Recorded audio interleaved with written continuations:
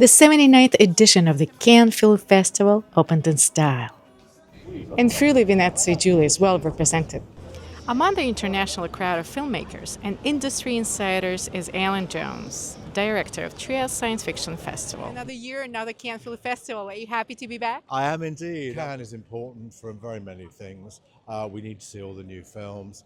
Coming in, to be honest with you, I've actually seen quite a lot of films already. And this year, of course, we've gone back a week because our dates this year are November the 3rd to November the 8th.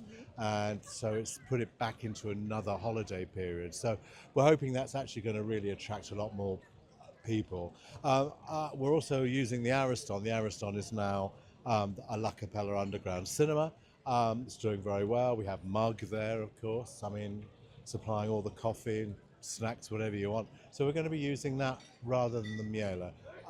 People who are familiar with the seafront in Trieste at the moment will know that it's actually a construction site, and as a result of that, it's not really conducive for our banners, our branding, etc., etc., etc. So the Ariston is where it's going to be, and the Rossetti, of course. It's still my favourite theatre. We do have a bigger international profile. I was thrilled when I found out that from literally nowhere we shot into the top 40 of the festivals, genre festivals to visit. So I'm very, very pleased with that. So, it's getting out there. People know we're there.